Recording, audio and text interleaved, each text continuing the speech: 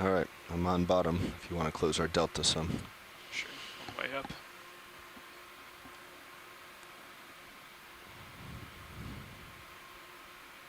We're still heaving a fair amount, so I'll probably stay off a little bit more than normal. Agreed. Today I think we're going to have to be a lot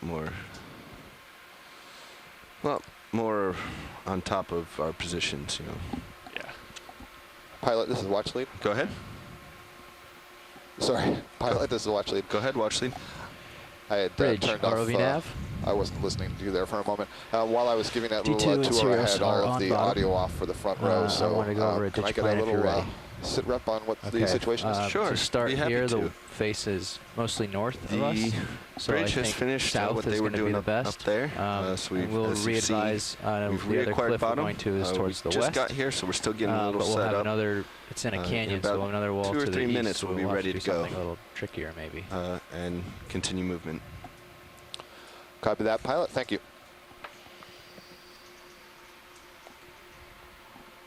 Tethers even all over the place. Yeah, I don't want to come down anymore. Potential squid at the bottom of the screen. I think that's a skate. Okay, viewers and explorers, the vehicles are just about settled back down on the bottom. The ship has I won't be able to get completed the tests that were ongoing, and we'll be ready to start exploring here in just a moment. What I can see in front of me here is that we're on a fairly sedimented slope, and we see plenty of xenophyophores, which are these sort of mud ball clumps. We'll explain those in just a moment, but right in the center of the screen right now is a skate. I think that was a skate, if I saw correctly. It must be a pretty small one. It looked like it to me, maybe. Yeah, it's the right shape, but compared to the size of those xenophyophore mud balls, it's pretty small. All right, so you're showing slope we'll off get to the your right lasers on in a side. bit. Okay. Get a better size estimate. Correct. Xenophyophore is a single-celled organism, very closely related to an amoeba. Waypoint 2 and can that be off single that cell way. is able to bind mud grains into I'll zoom basically in. a Looks like twisted your wall's to the clump north of and waypoint 2 is to the small north, so it tubes. looks like a good And direction the they're cell heading. is essentially on the inside of those tubes. And so you can see several of these mud clumps sitting on top of the surface. Pilot, this is watch lead. Yeah, if you're going to want to get a better view of that skate, I believe it is, that we just passed over, we're going to have to make a ship move. No, I think we'd prefer to head in the direction of the waypoints. That's what we were thinking as well. All right, co-pilot, I'm coming back in towards you. Copy that. And then start working towards lining up to head to waypoint 2. So Nav, what will that move be? Can we get lasers on? Currently it looks like it's going to be, if we head right for the waypoint, hold on, vehicles are still jumping around a lot. Right towards the waypoint is 340, but there is a wall in Sirius's Yeah. view, Well, so like let's start with 340 and see where that puts the wall on you. Just bring your... Go ahead, watch 2. Coming around.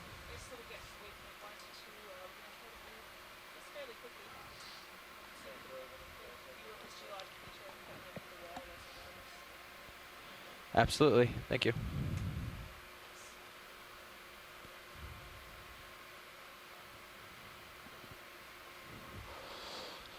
So a little bit of an overview of what we'll be doing today as we go through our dive. We've landed on the floor of this minor canyon at approximately, let's see, 1,500 and about 17 meters is the total depth. The ROV is currently about 3 meters hovering above the bottom. All right, so that puts the wall just off your port side, we are so in we're a not going to be fairly able to go. sedimented area here. We're kind of in a little bit of a basin. We're looking at 50 meters there. We'll be able to make a short move this direction, then reassess. And there's a short slope above us. Just below us was an 25 interesting meters. wall Do you know with the height something of on top this of slope? I do not know the height of it, but it's probably on the order of, I don't know, 25 meters maybe, meters, or less. 340 to start. And we do see some debris rubble here. I'm not sure if we'll see any exposed hard substrate on this small slope, but we're going to go up this slope of about 20 meters or so, and then we expect to be transiting over a fairly broad plateau of sediment again to the wall, and then we'll climb up the main wall. So we'll initially have a look at the features here, see if Susan can identify any interesting geological clues to whether this is a landslide area or a headwall scarp or something of that nature.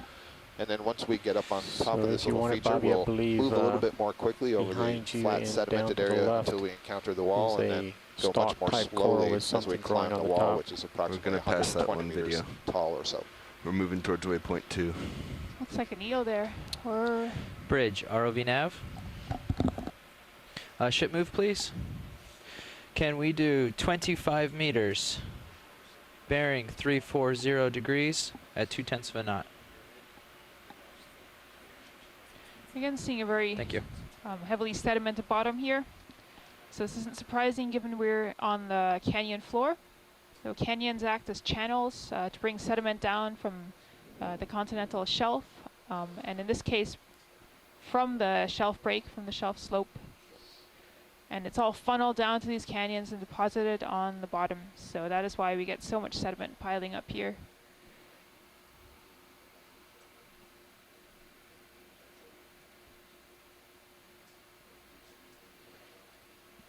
What we can see ahead of us are some debris boulders, and that's not surprising considering that there is a slope ahead of us.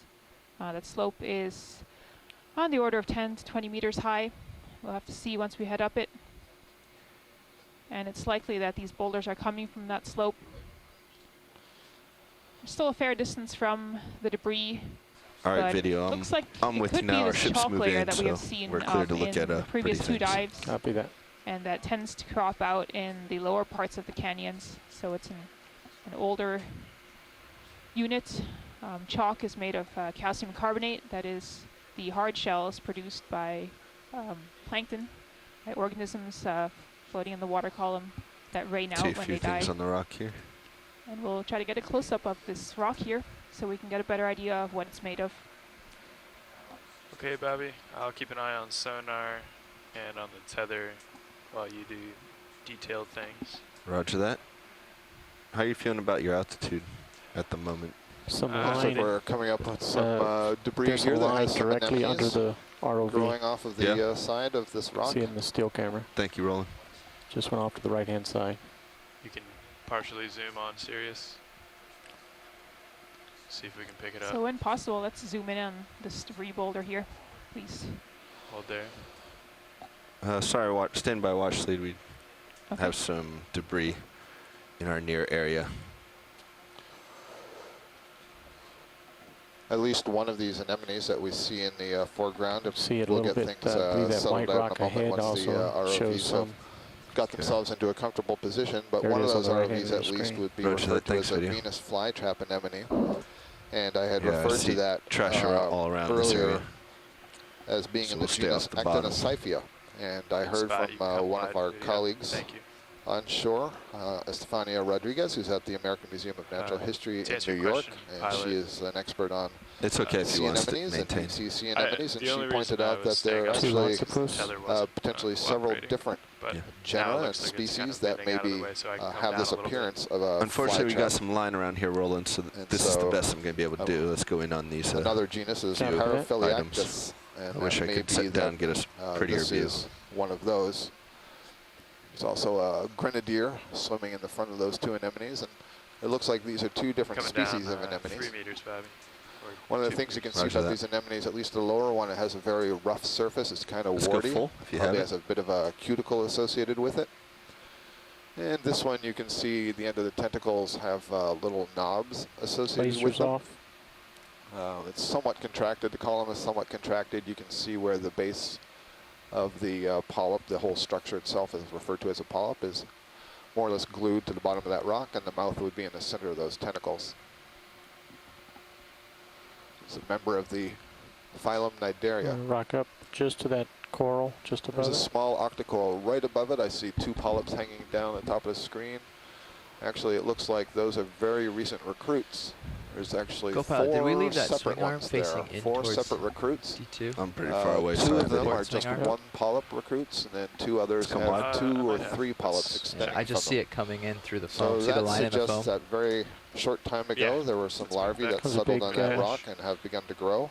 Yeah, and, slide in, but let's age. hold this. Here comes a chimera, I believe, swimming into view. Watch lead, pilot. We'd like to get you some better views at this area, but unfortunately there's fish line right below us, so we can't really set down or get much closer, but we'll do what we can. Understood. Okay. Thank you. That looked like a hydrolagus chimera. Okay, I'm going to come just for over these note rocks. to the shoreside scientists, I noted on that rock behind those 4 recruits, they may have been Anthomastus or something, that there was a small Swiftia colony as well. Got a few. So just as for a little situational awareness here, there does seem to be a little bit of fishing gear in the area, so the pilots are taking extra caution and don't want to settle down right here. Finished. Want to make sure that we're clear of this trash. 0.2. And once we get clear of that, then we'll be able to get some more stable images and close-ups. There may also be a paramercia on this rock. I'm not sure if anybody noted that. Yeah. There's a yellow one at the top of the larger boulder here. I think a cup coral about to go off bottom screen. Yeah, let's go on this paramercia. On your command. Yep. Let's go. And sure enough, this is an Octa Coral, a sea fan in the genus Paramercia. This is interesting. You can see all the polyps have been retracted on this one. Very often we see these, all the polyps are extended, all of their tentacles are extended. Here I see 1 or 2 polyps have their tentacles extended, but most have them retracted. So kind of looks rather warty or knobby. It'd look much more fuzzy if all the tentacles were out. You can see on the just to the left of one of the arms of that brittle star, that's the pink arms that you're seeing, there's 1 polyp that has its tentacles out. Into it. Sorry, video. So clutching the sea fan here is an ophiuroid, a brittle star, member of the echinoderms. Come on, I got to push out. Got a ship I have to get in front of. And it's very common to see these associated with these sea fans. And there was a scleractinian cup coral just below that Paramercia.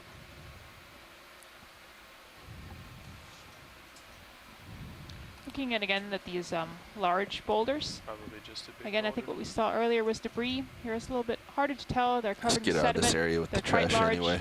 As we've seen in other canyons, they're very pitted by burrow holes. That is, organisms that burrow down into the sediment. The 340. Was that 320? Sediment. The color of the sediment here is fairly light. Seems similar to what we've seen. I can't. In no, that was fine. Canyons. I saw what I needed to.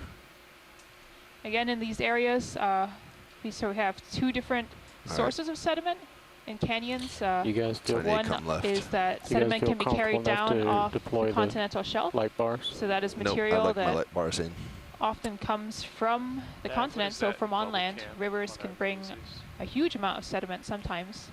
Bring it out to the continental shelf. Velcro. And then when there's a storm event, we can pick up a lot of that sediment and carry it down into the canyons. For a smaller canyon like this that is not directly connected to the shelf, it's probably a little bit quieter, less active. We'll also get sediment that's just falling down through the water column and building up on the seafloor here.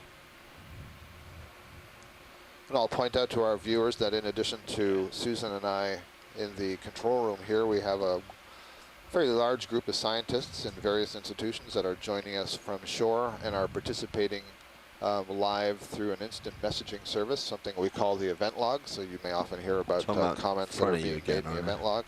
And these scientists are making various observations, essentially collecting data on the organisms that we see, perhaps a little bit of information on the numbers and densities that we see, the rock type. There are also geologists who are on shore.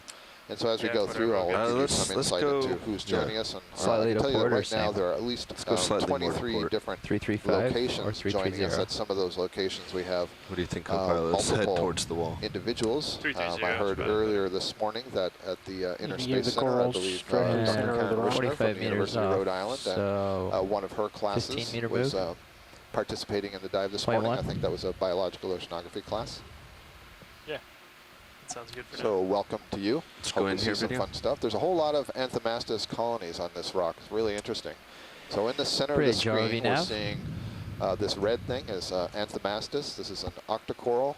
It doesn't grow like a fan. Instead, it grows more like a mass, kind of like a fist. And coming out of that fist, you see a bunch of very large polyps, and each of those polyps is a feeding structure. And scattered over this rock are lots of much smaller recruits of this Anthomastus. Before we go on, just off the bottom of the screen there was a Polychaete worm. I believe it was a scale worm. There we go. Beautiful yes, I was view of that worm. hoping for another ship move. Color. And there's a small bamboo coral right in the foreground with 15 meters, tiny sea spider at the top of it. At and there are 2 skeleton shrimp sort of nodding in the background. Those are amphipods. Too far out there. A really nice little spot you put us down on, Susan. Okay, let's go on. Yeah, I'm too far out there. And there's a Swiftia. And there, you can see over there, almost like a chain, there's a line of these Anthomastus recruits. Maybe 4 or 5 or 6 colonies right in a row, and there's 2 more on the overhanging ledge. And I was reading a paper last night by Annie Mercier. She's studies reproduction in deep water corals and anemones up in Canada, Memorial University, and noting that these Anthomastus have separate sexes. So one colony will be male, another colony will be female. The females will actually retain the eggs, and so the eggs are fertilized while they're held on by the female. Like another octopus back in there. Into larvae, and the larvae will then essentially crawl away. So it's quite likely that when we see a line of these Anthomastus colonies, it's because those are offspring of one of the first ones that arrived. There's a large red crab, I believe. Not sure if it's a red crab or a king crab. Probably a king. Can we get a quick zoom, or are we moving too quickly? We're moving that direction. Okay. So we'll hit it in a few minutes. I'm actually coming back to get something closer to Sirios. Copy that. 4-legged starfish. Yeah, like that, for example. So you can see there's an awful lot of stuff here to describe in this location that we just settled in. We haven't really moved too far, and there's lots of biology.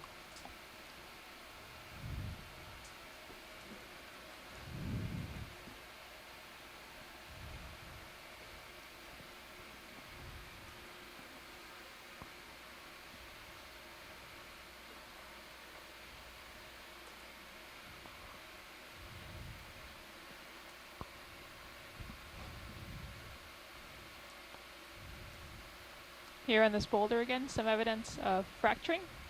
It's a nice clean slice through the rock where it may have broken. Let's go down first to the starfish.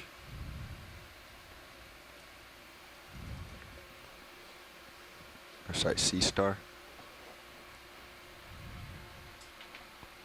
Oh, it's got one of its arms. This is an asteroid sea star. It belongs to the class Asteroidea.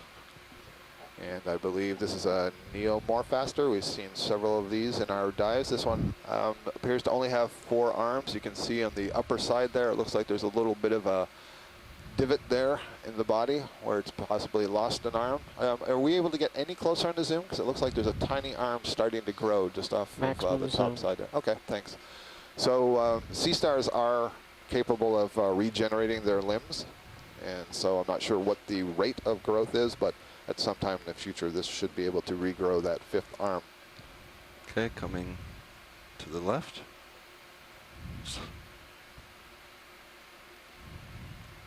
See what this is. Ah, yes. Chris, up a little bit. And here's a grenadier that is swum into view, and behind it I can see more of those Anthomastus colonies. This time all the polyps are retracted, so that's interesting from the point of view that every time we look at those Anthomastus, you see those really tall polyps sticking out, but there you can see in the background what they look like when the polyps are stuck in. But in the foreground, it's time to give some attention to the fish. And this is a grenadier, also known as a rat tail. When we're done with him, let's come up to the top of the rock. Pulling out.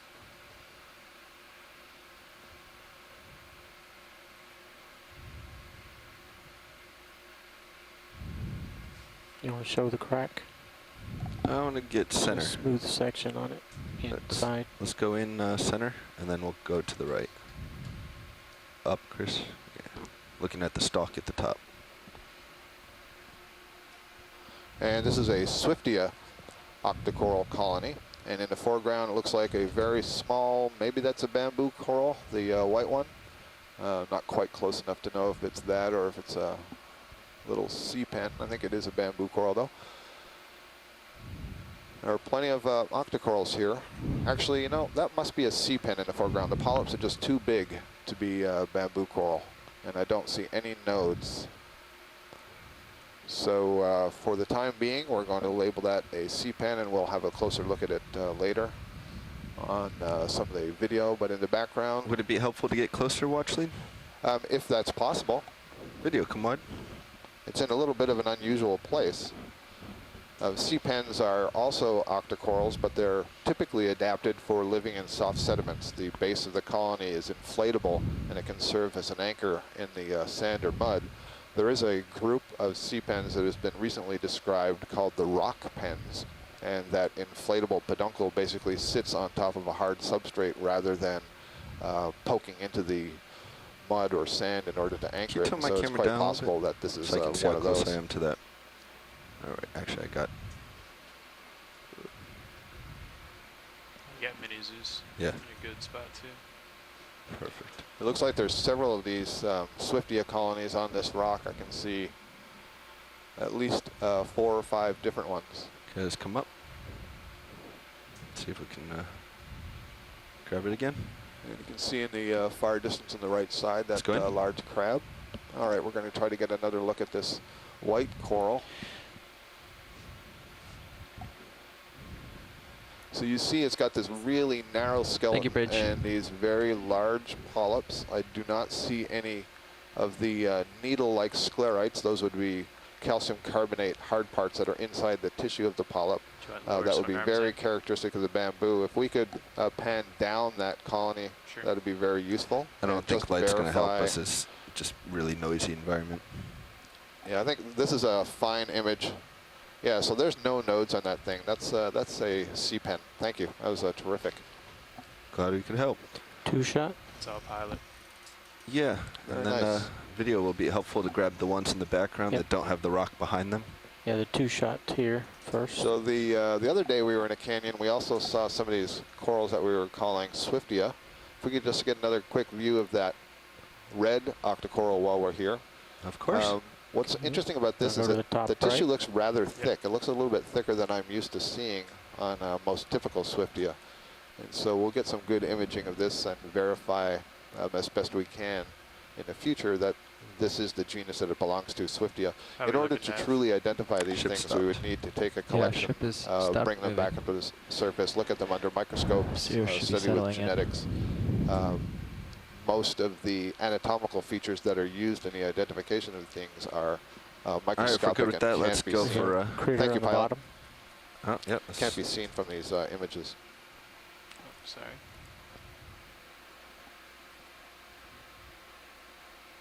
Let us know when you have it, video. I see an amphipod as well on that colony. Okay, pulling out. Looks like there's been a little bit of tissue damage. I see a black splotch on part of that colony. Maybe something was nibbling on the tissue. There's another sea pen on the backside. Push to the far side. Maybe a hydrozoan or a black coral on the backside. It's a little bit hard to see from this distance. Come up, yeah, push in. So quite a lot of diversity already, and we really haven't gone very far. Oh, beautiful, beautiful image of one of these skeleton shrimp that we've been talking about on the right side there in the lower part of that colony. Nice job, Roland. This is a Caprela Amphipod. And if you've been tuning in, you see many other kinds of amphipods. This one looks very odd. You see that the legs at the posterior end there are these hooks that they can use to grab onto the substrate, typically coral colonies or hydrozoan colonies. And then the front legs are kind of like a praying mantis almost that they can use to grab things. It's got a very elongated head. You can see 2 red spots. Those would be the eyes. And then 2 pairs of long antennae sticking out in front of it. It's very cool. I agree. I think that's one of the best views we've got. Yeah, that is just a spectacular view. The upper one that you're seeing is another one. You're just looking at it from the top down. So you can see those praying mantis-like arms ahead of it. So this is a crustacean. Has jointed limbs. Many of the legs are reduced. And so when you see other amphipods, they have more than 13 pairs of legs. In the caprelids, they've lost most of the legs and have just adapted the ones at the back for hooking on to the substrate, while the front ones are used for grabbing their prey. Yeah. Another thing to note, these are belong to the group Paracarida, which means they have plates underneath the abdomen there. Let us know when you have it. Actually, Video the thorax, that they use to brood their young. So when they release the eggs, they will be held in a pouch against the body. The females will hold them in a pouch there until they're fully developed. The young will hatch out of those eggs and may spend a little bit of time in that pouch, or they'll come out to feed and then return to that pouch. So there's some evidence, at least in some species of Caprela Amphipod, for maternal care. Very interesting. As for the coral itself, I believe that is a black coral. It looks like I can see the very small black coral polyps on it. Okay, ready for full wide. Yep. That would probably be a Bathopathes would be the genus. And the white one on the left was another one of the sea pens that we imaged earlier. So this is just a fantastic place that we've landed in. We landed in here because we were interested in the geology, but there's been some great biology. You have your cameras back? Roger that. Let's move on. Terrific imaging, guys. Thanks. You're very welcome. And here's that crab that we can get a closer look for you. I think you can pirouette around to the front. That's what I was going to try to do. Permission to zoom in on Copilot.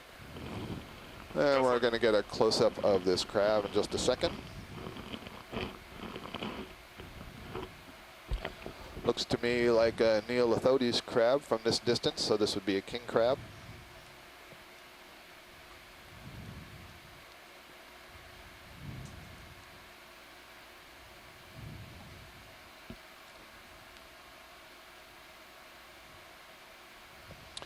You can see the spines arising from the carapace, which is the name for the exoskeleton on the main part of the body there. And you can see that there are 4 pairs of legs visible. It does have a 5th pair of legs that is reduced and tucked up underneath his carapace. You can see the lasers on from the front to the back of that carapace is just a little bit longer than 10 centimeters, perhaps 13 centimeters or so. So this isn't the biggest one that we've seen, but is a pretty good size. Genus is possibly Neolithodes, and there are a couple of different species in the area. Not quite on his front. That's good. He's turning away.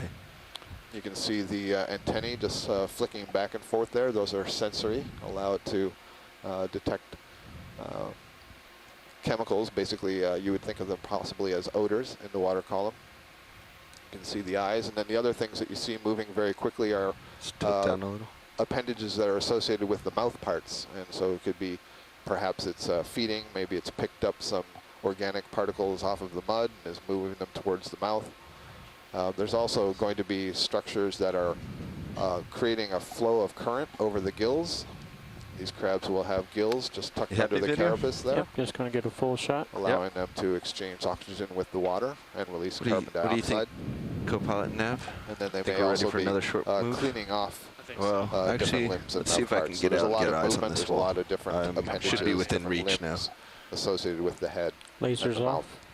Lasers coming All right, let's move on. Pulling out as you lift off. Lifting off.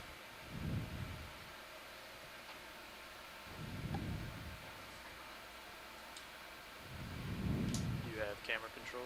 Full wide.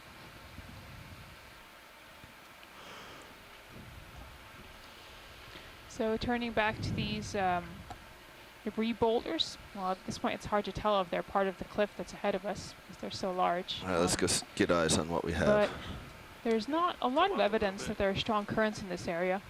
There's a fair amount of sediment covering everything. Again, we don't see these really distinct scours around the boulders. That would be evidence of currents coming down. And so that supports our hypothesis that this is a relatively quiet canyon that has not been disturbed in some time.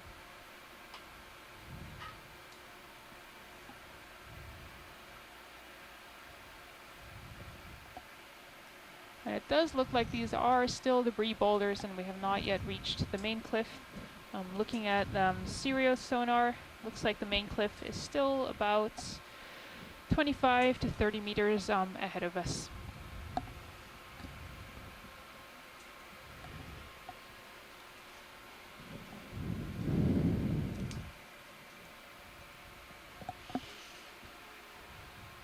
So here it is.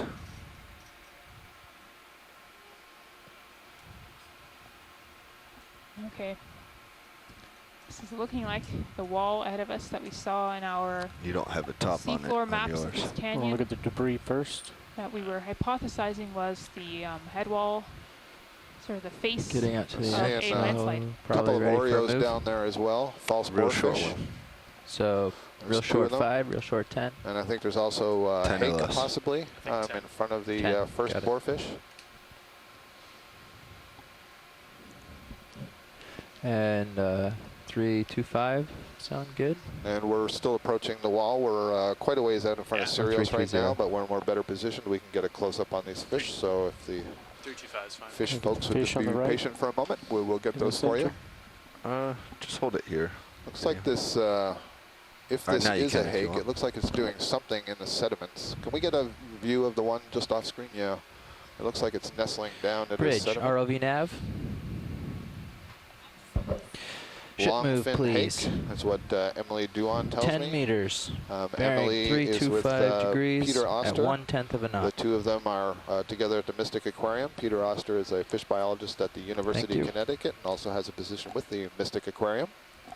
And so they are Maybe also advise joining the us bridge that we are coming making up observations upon on all a the fish that we see. steep feature. There's a small mysid shrimp for their- also swimming just in front of this Just a heads up. long fin hake. So I came down a little bit to Think- give you something, Bobby, but I think I saw a coral. And there's a clump of, Just there's up- lots of dead skeletons of cup corals, which is a good indication that as we move up this wall, it we'll straight to probably see black live ones coming into that center are of screen. on the wall. Yeah, why don't you snap from here? And if we like Can we it, get the can lasers back closer. on, please? This is a Sarianthed Anemone. Oh. The common name for this is a tube anemone, and you can see that sort of muddy brown column just below all the tentacles. That's a tube that is composed of mucus and mud and a special kind of cnidae. You may have heard of nematocysts, which are the stinging organelles that are in the tentacles of the jellyfish, for example. Well, this particular tube anemone has a special type of cnidae. It's all folded up, kind of like a fire hose inside of its cell, and when it fires it, it's really sticky, and the stickiness can glue together sand grains, Okay. and then associated with the mucus that it releases, the sand grains and so on, it produces this tube. That tube could go as much as a meter down into the bottom, and if it was disturbed, that Sarianthed tube anemone could withdraw into the tube.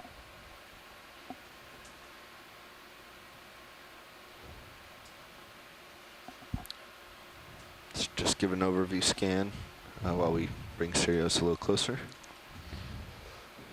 Looking at the wall here again, it does look a lot like this chalk layer that we had seen earlier.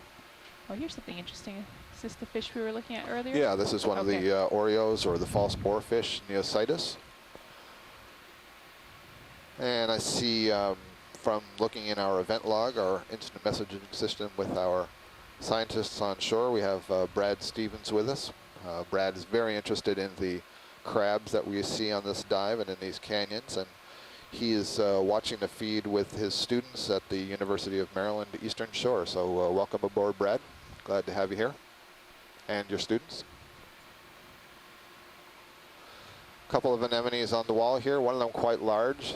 This is possibly in the genus Boulders, but Can you point my, actually I can do it.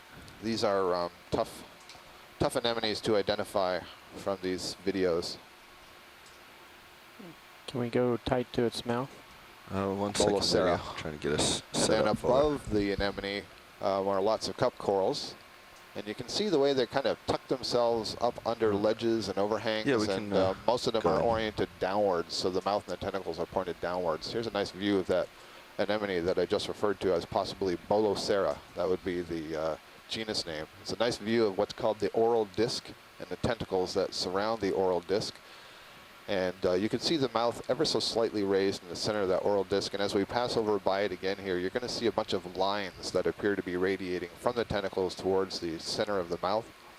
Those are an indication of what's called mesenteries, just on the inside of the gut of this sea anemone.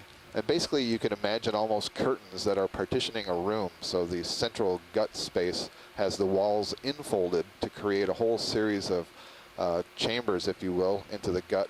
And what that does basically is create a lot of surface area over which digestive enzymes can be released, and provides a little bit of structure And as this anemone grows larger, it produces new tentacles and new mesenterial folds. And so they talk about cycles. It looks like this has at least 3 cycles of tentacles and mesenteries wrapped around it. So nice view of a sea anemone. Back left to Cnidarian, that is a relative of the jellyfish, except that it lives attached to a substrate instead of swimming through the water column. And those tentacles probably had a lot of the nida called nematocysts that are used to sting their prey and subdue them. Actually, can we zoom in on the area that has the laser points right now? Do you see it's sort of a cleaner face? I'm seeing some interesting patterns on this wall. Stand by video. Again, it's got these really classic horizontal scrape marks that we were seeing on the other chalk walls that we saw in the previous canyons.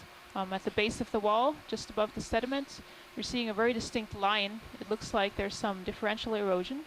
And I wonder if that indicates that the darker sediment, so the sediment on the canyon floor, was at that level previously. Right. The erosion happened, and then possibly that sediment was carried away. So right, so it's been buried for a longer period of time, maybe. That's that's what I'm thinking. Yeah.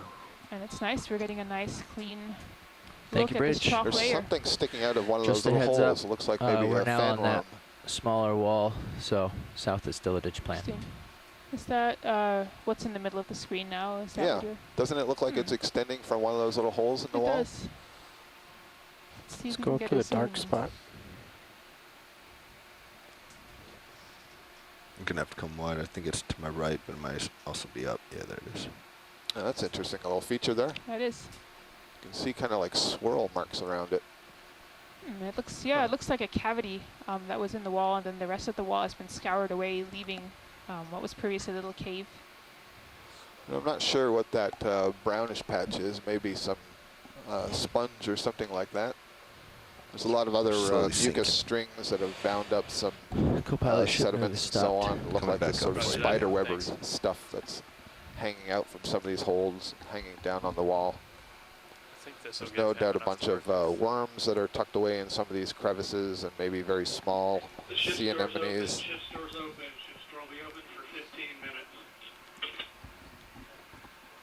All these different organisms have the capability of producing mucus, which can I had help my mic closed. Just pulling out wide. I think there's maybe a slab particles and organisms that they can ingest. Yeah, it's much smoother there, isn't it, than the surrounding wall? Back up a little bit. Is that an indication that it's fallen away or something? Yeah, it does. It looks like that. And it's got sort of this strange radiating pattern if you look at the way there's sort of these fractures on the wall. It's interesting. It's like a spiral almost. So there is one term, spallation, means sort of thin layers on the surface. How you doing there? Fracturing and sliding off. That's potentially one mechanism. But you happy with your distance? Need me to shine anything for you?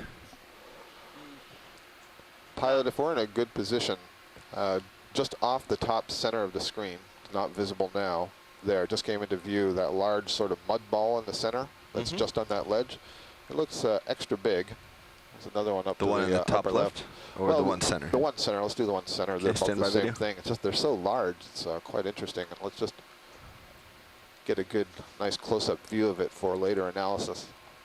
You can see in the background as we zoom in on this presumptive xenophyophore that there's a bunch of clumps of these desmophyllum cup corals that have fallen off of this wall, but some of them are definitely alive. So I don't know if that's an indication that they have fallen fairly recently, or if it's that there has been settlement on these clumps after they fell down to that position. But one thing I will note that is different from what I see on the wall is they're oriented upwards instead of downwards or sideways. So we're getting a zoom on this clump to find out if this is a xenophyophore or something else. Certainly in a position that you would expect a xenophyophore to be living.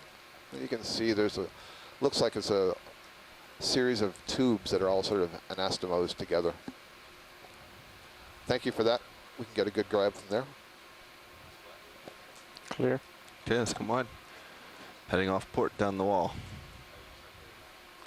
Yeah, that'd be good to get Our current depth is 1,509 meters. The temperature is an even 4 degrees Celsius. What do you think about coming up and seeing how high this feature is? It's okay with me. Hey guys, I'm going to zoom out on high pack for a second. Yeah, Roger. Roger. Coming up. Yeah, I'm coming up. Okay. What are you trying to look at? Seeing all that diversity on those boulders that had tumbled to the bottom makes me think we're going to see a bunch when we get to the upper reach of these walls, if this is anything like the other canyons that we've been viewing over the past week. There's a pretty good view on the Sirius camera right now. This should be your video stream 2 to show the D2 ROV in context. Oh, interesting. Off to the And it right looks like here. there's going to be a lot of these cup corals on the right side of this wall. You can see that now in the D2 camera, but you can also see it much more extensively in the Sirius camera. They go for quite some ways. This wall is much steeper and harder than I was expecting based on the bathymetry that we saw. Yeah, exactly. So we're not on the main canyon walls now. We're still coming up over this feature that spans the width of canyon that we were hypothesizing was a landslide, either a head wall scarp or the face of a landslide that had come down. As we're going up there, we saw a black dogfish, a small shark, swimming through just across that wall, somewhat languidly. Still overhanging on you. Yeah.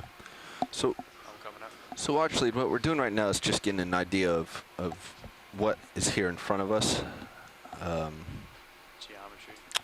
So we'll definitely be able to head back down when the next watch comes in. They'll be able to come back down and look at all these corals and everything else. But for the moment, we want to know what we're getting into and what we're facing. Copy that, Bobby. Thank you. So I'm still not completely clear. So an overhang here. Yeah, it does. So as I noted, if you look in the stream 2 and the Sirius camera, you can see that this is a relatively large hard feature in front of the ROV, and so the pilots are just kind of orienting themselves to see how extensive it is.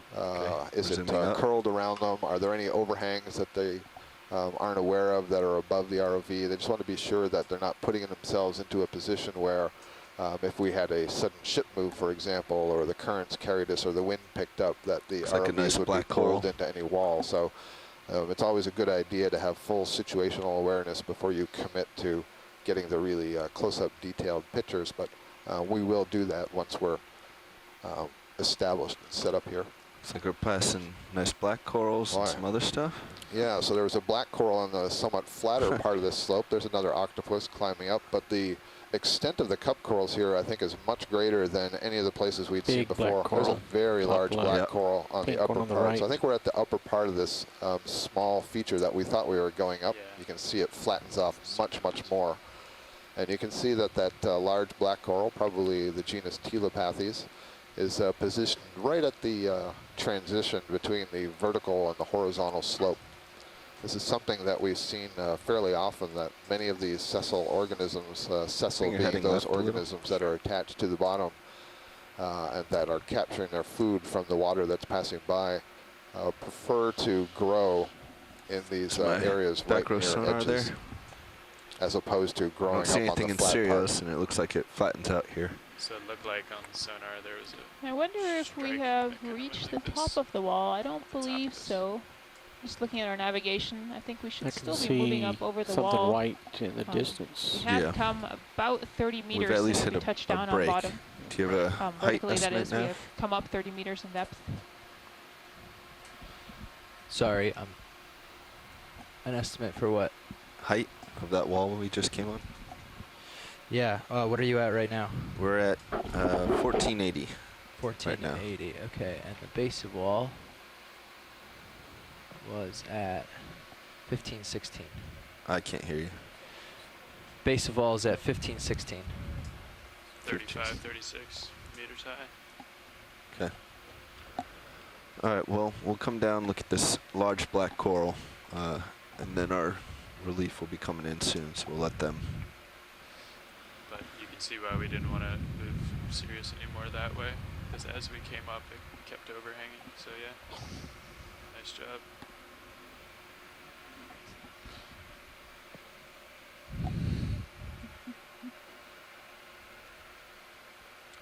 We coming back down, or are you going to check out this coral? I'm just going to sit on the coral and octopi okay. for the next 5 minutes till they come in. Roger. I'm stable, so you do your thing. I'm going to bring my heading a little bit to see you. You want to anchor in real close and we'll get a super tight? That's what I'm trying to do, making sure I don't take out any corals in the process. Hey Scott, this is Martha Nazinski calling. Hi, Martha. I have a question for you. Absolutely. With the telepathies, is that what we were calling the bathypathies related last year, or is that still something different? That is indeed what we were calling bathypathies related last year. So telepathies, and I'm presuming this is Telepathes magna, and the reason I say that is because it's the only species described in that genus. This is a coral that was only formally described last year, and so this may be an opportunity to tell our viewers a little bit about how formal scientific names come about. So these Latin species binomens that we use, a scientist has to publish a peer-reviewed paper that describes in some detail the morphology and or genetics of the organism, and along with that the proper name and classification of this organism. So it was only in 2013 that these black corals were first described, and they were described from specimens that were found on the East Coast and out on the seamounts, out on the New England seamounts. And then last year we were quite surprised to see many of them here in these canyons, and here they are again. So thanks for bringing that up, Martha. Sure. I'm on the phone today. Great. Having trouble with the event log in my office, but I just wanted to let you know that over the weekend, when I was under the weather, I had lots of text messages keeping me up to date on what was going on with the dive. So that's another way that scientists stay connected during these telepresence cruises. That's great. Just yeah, I've been noticing that on different Twitter feeds as well. There are lots of messages flying around. What we're looking at here in close-up is this black coral, genus name Telepathes. The black coral is so named because of its skeleton, which is a protein-based skeleton, and is black in color. Just come wide, actually. And see the if there's tissue you can see hanging off of that. In this particular areas case of is interest orange. that would be in other species, maybe white or associates even or green or pink or yellow. But here they're orange. The polyps look a lot different from the close-up of the Octa Coral polyps that we saw earlier. Very, very thin tissue, just barely covering the skeleton, and the tentacles are fairly long. Just to there's the right not a of lot that of cup mass coral is sort of a, to these things. maybe the polyps are closed. In the foreground there, that bright white is a bamboo coral. It would be nice to get a quick zoom of that after we're done with the black coral. It's Chris, can you grab my different camera? from what we've seen before. And then I see rising off the wall is a cup coral with very well-defined septa. There are lots of different species of cup corals, but there's a couple of different genera that we've been seeing quite commonly. That would be Desmophyllum, and another genus is Javania. There's a nice little ophiuroid tucked up in here that Roland, our video engineer, just spotted. So we've got a zoom on it now, and this is in the black coral. There's a bit of shadow on it, but its color is basically light pink in color. It's fairly small. Thank you. So you can see in the background the cup coral. This is a scleractinian coral, so yet another type of coral. And this one has the tentacles arising from it. You can see they're kind of transparent, slightly brownish in color. And on occasion, when we're close enough, you'll see that they almost appear dotted, those tentacles. And the dots that you see in the tentacles are basically large collections of these stinging cells that they use to capture their prey. The mouth for this thing is tucked down in among those white septa that you're seeing. This is calcium carbonate. It's really hard skeleton that is produced by that coral. Let's come wide. I lost my toe. Very nice. There's another Telepathes black coral further down on the yeah, and then I'm going to pass off. Still camera's running. Again, it looks like we're coming up over this overhang here. It's not yet clear if we're at the top of the wall or not. It seems that on the Sirius camera you can see the rest of the wall off to the right. Possibly this will be another just came into view. Cliff that will go up and over before we get to the bottom of the canyon, which is above us. So we are not yet on the main canyon walls. It's now center of the screen.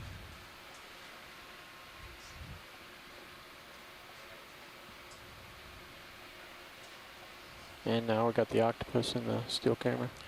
And we got some nice bamboo corals here as well. these branching bamboo corals. Okay, I'm going to pull off the wall and pass over control. And we're going to get a pilot change in the front row. So as this happens, the ROV will be moved just slightly off the wall in the water column so that it doesn't inadvertently come into contact with that wall. It's a nice image here. You can see the linear rows of these cup corals. It's very interesting the way they seem to be aggregated all the time into these patches, and the patches also aggregated into rows. We see the octopus that we passed when we were first coming up here. I see a couple of Selenosmilia colonies. These are also scleractinians or stony corals. So we were just having a look at the cup coral, which is a stony coral. The Selenosmilia would be colonial versions of stony corals.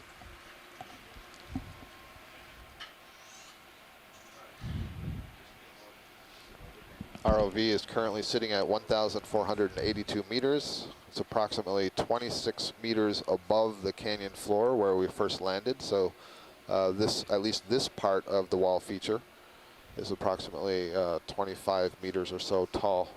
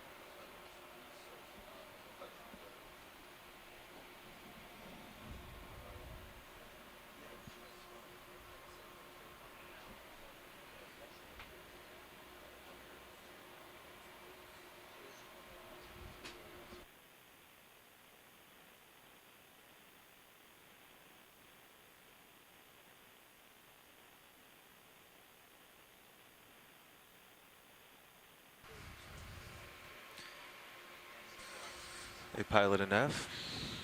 Co-pilot, got you. I see our light. Okay, can you bring up the rail cams up there like we've had it the past few days? Yeah. Do you remember what those are? Let's see. 11 and 12? No, 11 and 12 are over here. Oh, 9 and 10. Let's see. Nope.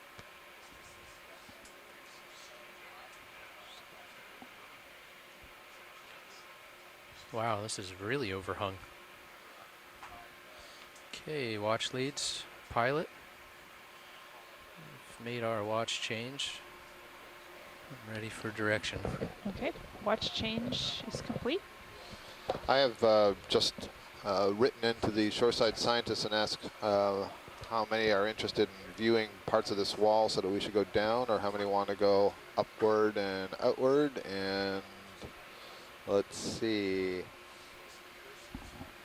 So I've had only one response that we should go upward and outward, but I do have a request to have a look at the octopus that was a little higher on the wall. There's another one actually in the left side of the screen tucked away there, but we just want to confirm the identification. Scott, so you want to go back up to where that octopus was? This is pretty severely overhung where all the cup corals are. Yeah, understood. I was just talking to Chris about that, and I'll let the shore folks know that in just a minute. Yeah, so let's go up to the other one. It was a little bit higher up, and I'll explain the situation basically to the shore. Okay, I'll go back up near that octopus, just below the black coral, correct? Correct. So folks on shore who are watching, especially if you look at the Sirius view, this is your video stream Carl, 2. I'm gonna come back up to the and I'm going to ask for Susan's help here on the geological terminology. But we're basically in a little bit of a bowl or a basin with a very strong overhang. And so the D2, the Deep Discoverer ROV, has had to sort of move in to be able to see that wall, but it means there's a roof above it because the wall is not vertical. In fact, it's inclined outwards. And so that's a little bit of a dangerous position for the ROV to be in. So it's not too comfortable to be sort of sticking your nose out into a cave. And I'm thinking of when I go up to like Monterey Bay or Morro Bay, and I look at the steep headlands and I can see the way they're sort of carved out below. Is there a name for those features? I I guess, well, I know CKs is one. Yeah. I mean, this differential erosion of the underlying part of the wall. Right. Assuming that the force for erosion is coming at it from the bottom and not from the top. And I think that's what we're seeing here, is that there was potentially mass collapse. If we're looking at this as a landslide head wall scarp, that means the landslide was initiated from here. Possibly the removal of that much material could have relieved pressure on the chalk wall behind it, and that could possibly have caused so much material to fall out from underneath. That's my hypothesis at the moment. I think it's still up just a little bit more.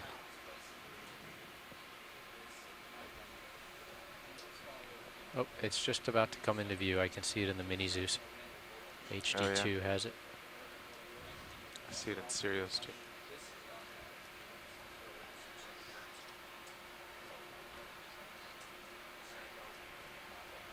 There's a couple of the Selenosmilia colonies in there amongst all of those Desmophyllum cup corals. And here's the octopus that we saw earlier, and we're going to get a good close-up view of this individual.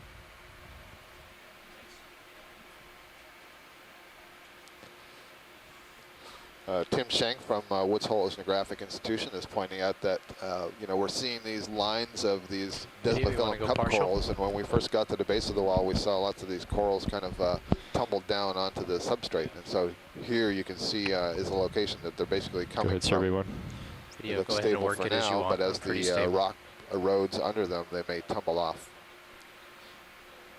So you can see the lasers projected on the octopus there. Those lasers are 10 centimeters apart, so you can get a good size of sense of the size of this thing. Looks like it's been injured. Looks like a little hole in the top of this octopus, and I can see a line coming from it. We'll see what Mike Vecchione has to say. This is the species Grenelodone verrucosa. We've been seeing this octopus quite frequently on our dives in the last few days this week. Want to kill lasers? Thank you. Tan, that's your phone. You're going to want to pick that up. Hey, Scott, this is Martha again. Hi, Martha. Just looking at the Desmophyllum, it looks like a lot of small individuals, like perhaps a more recent recruitment event based on some of the other canyons where we saw rather large individuals all lined up along the canyon Tell wall. him to get Brian. I agree with you, Martha. And I think we saw that in the last dive. I'd have to go back and check some of the notes to be certain. But yeah, we can see evidence that there is active recruitment of these things going on. Okay. Pilot, on the just going out of upper right, after you're finished what you're doing, there was a sort of brownish bush that I'd like to have a look at after you're done with this. Thank you. Roger that. Do you want to see this coral? Yes, please. Yeah, we haven't had a good close look at the Selenosmilia yet. So we're having a zoom in on this colonial stony coral. You can see that it looks like a series of branching tubes. Could you zoom in so we can and see at the end of each of these tubes, you see that the orange gets a little bit darker, and that's where the polyps arise. It is the polyps themselves, the soft part of the animal, that is secreting that skeleton. And as they grow, they elongate those tubes, and they can bud off new individuals. You can see the tentacles in a ring around there. Sorry, a little oscillation.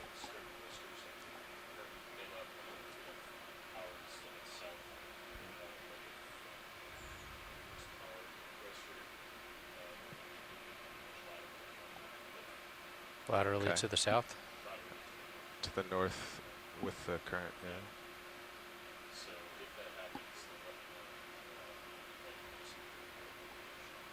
Roger that.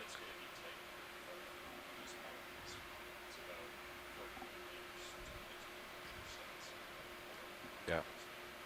Okay. Thanks, Neff. Okay. I don't know if you got a good enough shot of that. So, yeah, go ahead. It's a little so you see the whiter portion of this colony. That looks like it's calcium carbonate that has been secreted between the polyps, and very often we see worms, Polychaete worms, that are associated with these colonies that may be inducing the colony to lay down some carbonate that provides kind of a tunnel or some protection to the worm. Thank you, that's good, Todd. Okay, and you wanted to go up to the right? Upper right, yeah, you'll see there's kind of a bushy brown, yellow, yeah, so There's another one of the corals that we just imaged, the brown one, that's right at the edge of the screen. What I'm looking at is just to the right of that. There's actually another one, maybe in an easier position, that's a dead center screen right now. A very light beige color. Okay, video. I'll try to hold that for you. Beige color. So this looks like it's going to be in a Canthagorgia Octa Coral. And that is indeed what it is. So we've seen several different Octa Corals today, commonly called sea fans. And I believe, I may have missed some, but this is the first that I've noticed of this genus Canthagorgia. These are relatively common in the canyons up here along the eastern margin of the US. And you can see they have relatively tall, thin polyps. The polyps are all nicely extended here, and their tentacles extended into the water column. I am not seeing any associates on this colony, so no brittle stars or crabs or anything. Thank you, Todd. We can move on. Okay, there was a possibly a little critter. Okay. Don't know what, so I won't try to say. Here we go. There's a squat lobster. So Todd, our ROV pilot at the moment, has seen a squat lobster on one of the Desmophyllum cup corals. These cup corals seem to have their tentacles retracted. Pilot cam to downward. They may actually be dead. The one that the squat lobster's on may be dead. It's a little bit hard to tell, but certainly to its right, you can see the tentacles extending from one that are just off screen. So this is a Galatheid squat lobster of some kind. Fairly closely related to the king crab that we saw earlier. There's also a couple of those skeleton shrimp that we had such an exquisite image of when we first got down to the bottom here of the canyon. Squat lobster would be in the genus Munidopsis. Thank you, Martha. Munidopsis for the squat lobster. Okay, Brian. What's the current net vector on the DP? Is it still